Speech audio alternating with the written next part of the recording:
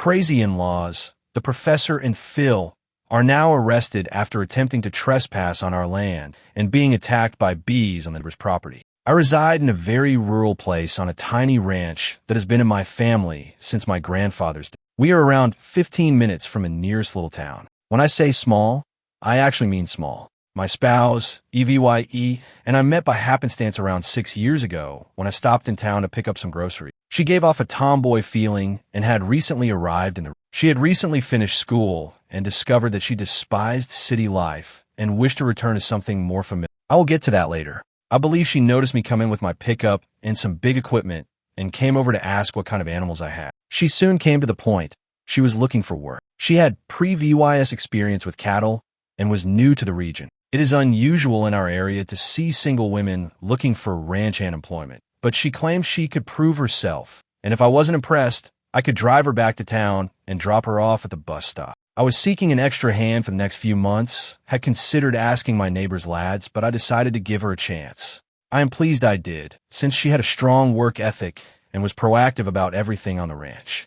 I let her remain in a guest room in the main home for the first week until she saved enough money for an apartment. Within 6 months, she moved back in, and we began dating. 8 months later, we married in a quiet ceremony attended by approximately 20 friends and family members. Her uncle, Tom, was the only family member that turned up. Her uncle was a tank of a man, even in his old age, and he had a sheep farm in Northern California. During the ceremony, we talked a little about business, and he was pleased to give my spouse away. I could tell how Tom influenced her work ethic and livestock knowledge. However, there was one topic that my spouse disliked discussing: her biological parents. At first, she only mentioned there was bad blood between them, which was great because we didn't know each other well yet. However, once we were engaged, I wanted to learn more about her family and what I was getting into. Her mother, the professor, worked at a college teaching a subject I would most likely never study. My spouse portrayed her father, Phil, as a weak man who would do whatever the professor did. Some of the details she told me about her mother's actions seemed ludicrous and borderline psychotic. For example, in middle school, the professor tried to obtain my spouse a girlfriend by claiming she was a lesbian. Now, while my spouse is a tomboy, she is not a lesbian. There was also a time when the professor desired to live a natural lifestyle and begged Phil's brother to allow them to reside on his property. Within a week, the professor despised it and summoned them both back to the city. My spouse, on the other hand, adored the farm and felt a connection to both it and Tom. She left home at 16 and stayed with her uncle until she was 18. The professor repeatedly threatened to drag her back home, but never followed through. After turning 18, my spouse went to school, received a 4-year degree, and tried an office job, but found it unsatisfactory. She began traveling by bus to rural locations in search of suitable work, and this is how we met. Last year, around March,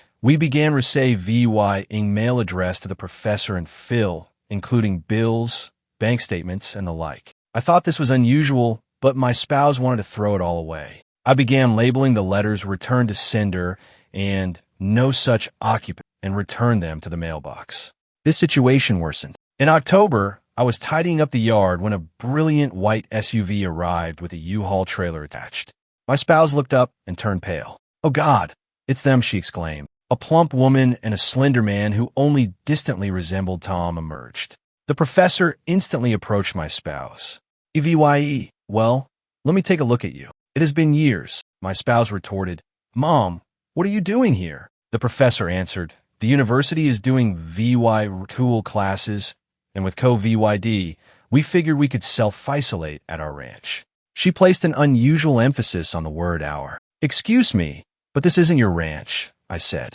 The professor sneered. "I'm confident we can resolve the ownership issue. Aren't you going to invite us in?" "Ma'am, you might be my wife's mother, but you're a stranger to me. I would rather not." The professor turned to Phil. "Phil, make the call." Phil immediately called the cops and began constructing a story about us, refusing to let them into the house that they co-own. I couldn't believe what I was hearing. It was insanely twisted. Fortunately, as I indicated earlier, it is a small town. The sheriff approached, and it was someone I had known for most of my life. The sheriff exemplifies the ethos of a small town constable. He strives to be a peacemaker and peacekeeper first and foremost. He was also aware that the land had been in my family for 3 generations. Sheriff Klein asked, "Duke, please explain. What's this I hear about you selling half your ranch?" I replied, "I did not. These are my wife's parents, and they believe they have a legal claim to my land." The professor interjected, "Don't you think we have lived here since February?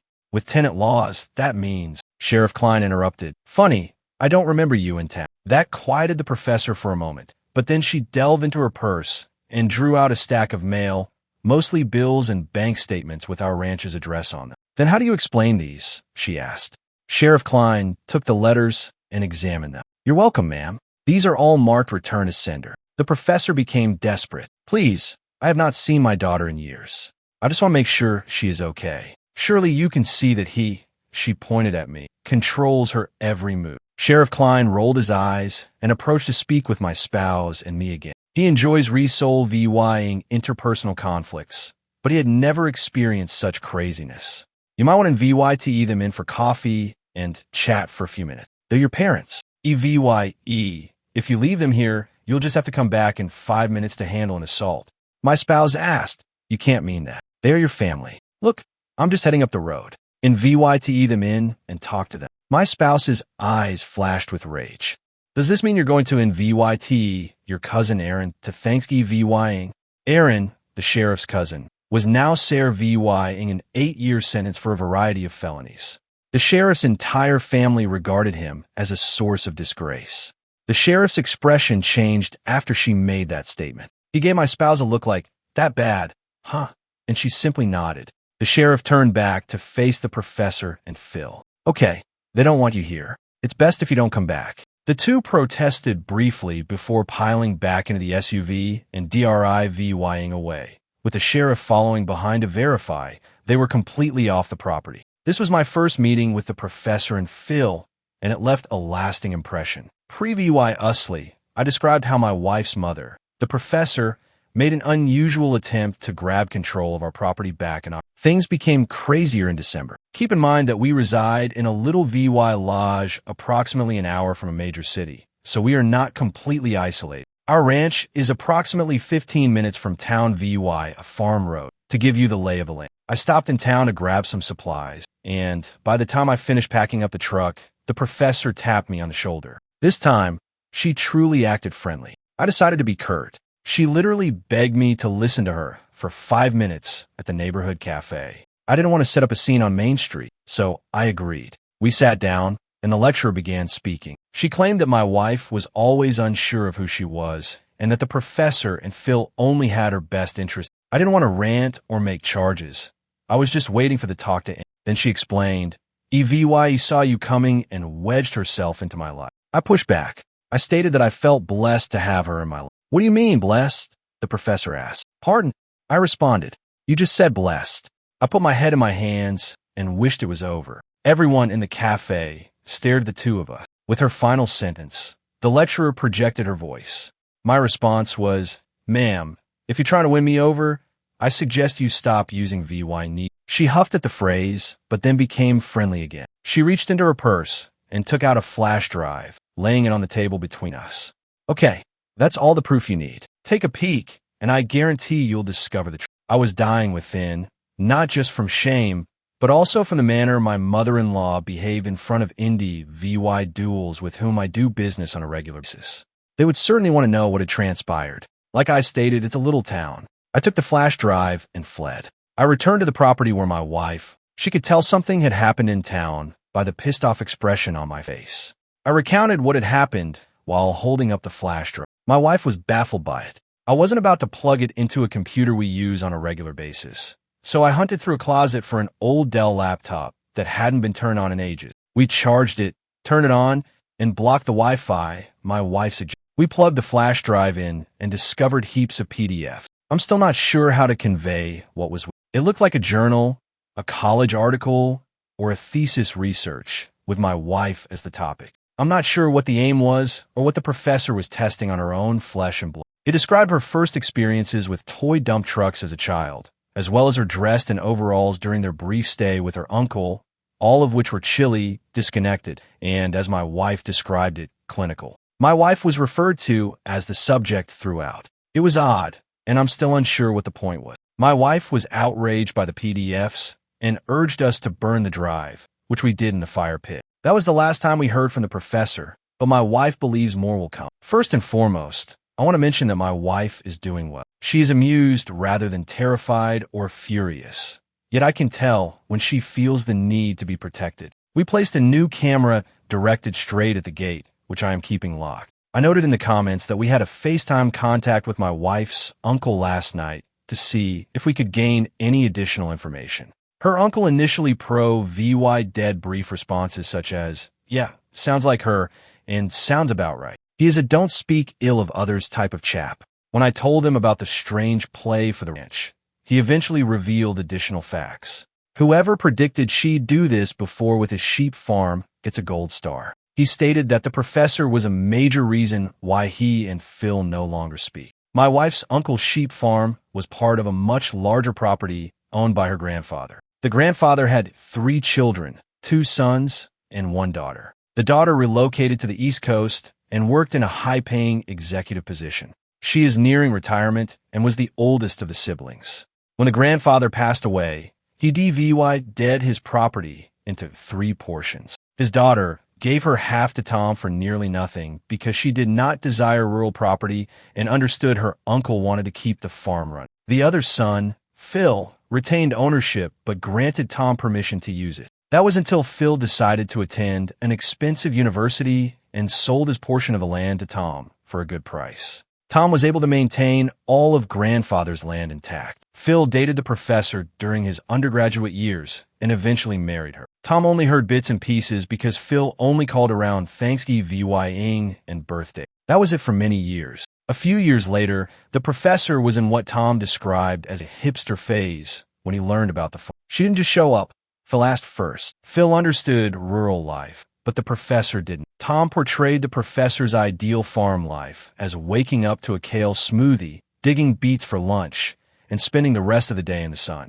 If you live on a farm or ranch, you know there are plenty of everyday duties. Tom's farm was largely a sheep farm, but they also had a vegetable garden and a small orchard, which VY didn't know. Tom went easy on the professor, assigning her only a few tasks, such as pruning dead VY nests in the garden and airing the compost. She took it as an agony. She nearly devastated Tom's tomato crop that year, forcing him to redo the compost every evening. But the way she grumbled, you'd think she was looking after the entire orchard and all the sheep. She disliked manual labor, but was strangely drawn to the concept of a farm. In my experience, joy cannot exist without pain. My wife, on the other hand, took to it right away. She enjoyed checking fences, maintaining the flock, distributing feed, and working in the vegetable garden. Tom mentioned that they had a local butcher who came by on occasion to take a couple lambs, depending on price and demand. The butcher paid the professor a VY sit once when he was on the farm. The butcher was a black man,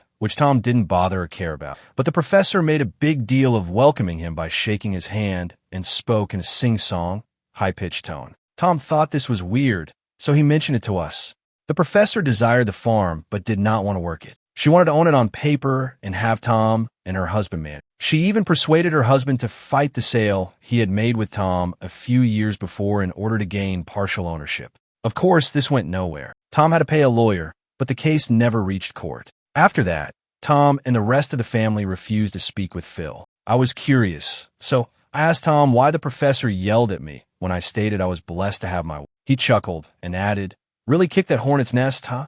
Then he mentioned that the first night the professor stayed with Tom, he and his wife cooked dinner. When they sat at the table, Tom was about to say grace. My wife flushed when he mentioned this. Apparently, this is a humiliating memory for her. The lecturer exclaimed, "This family doesn't say grace." Tom shrugged. He wanted to be flexible and told her she didn't have to participate if she didn't want to. She tried to push things even farther, demanding that as long as she was in that house, no one would say grace. Tom stated that this was the first time he had been disrespectful to the professor and that no guest would tell him what he could and could not do.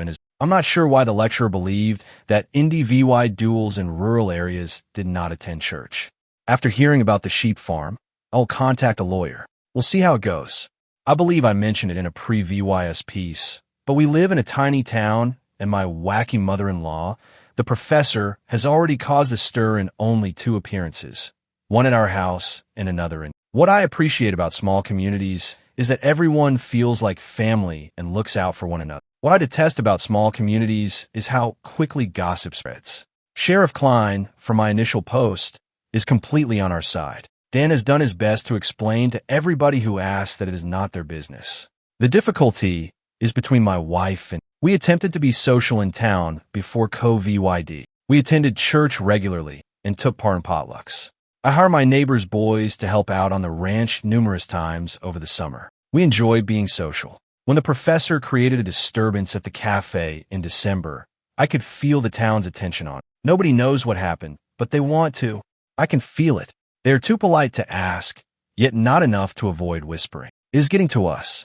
Sheriff Klein informed me that last week, the local pastor directly asked him what was going on with my wife and her mother. Sheriff Klein stated that the pastor believed there should be an easy answer. Sheriff Klein caught it in the bud. My wife's statements had a greater impact than we anticipated. Sheriff Klein stated that unless we requested assistance, it was neither his nor the pastor's responsibility. He did remark to the pastor, and I recall how the sheriff put it to Meek, "They're part of your flock. She," referring to the professor, "is the wool. Become an excellent shepherd."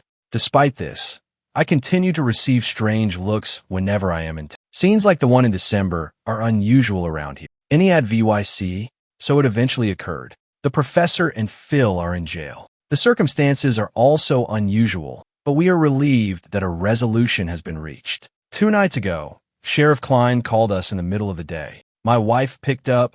After a few minutes of conversation, she began chuckling. She told me what Sheriff Klein said. It appears the professor and Phil decided to try to sneak onto our property. Why? I cannot predict this woman. The professor decided that instead of attempting to enter the ranch via the farm road, which we can see from our house, she and Phil would park a bit further away and enter our land via a neighbor's property. My neighbor to the east owns a small orchard and is a hobby beekeeper. He doesn't receive much honey each year, but what he does get he shares or sells at the farmer's market. The bees had just begun to pollinate the field chickweed here. The professor, evidently stumbled upon his bee boxes, actually bumping into one. The bees start swarming her, and either she or Phil becomes enraged and kicks one of the boxes. My neighbor has a sensor perimeter around his bee boxes in case of bears, and it went off. He dashed to his bee boxes and saw 2 middle-aged people batting at bees. My neighbor phoned the authorities, and after about 20 minutes of attempting to burn and hose the bees down, he swiftly filed charges for the destruction of his bee box and trespassing. Apparently, there are additional charges for interrupting and ruining a farm's agricultural capabilities, since his bees pollinate his orchard. The left both were apparently covered in stings and are currently in county jail. Sheriff Klein stated that the professor is attempting to argue that the area where the bee boxes are located is a public easement and that she has legal access to it. For the time being, however, it is over. Everyone here breathes a great sigh of relief.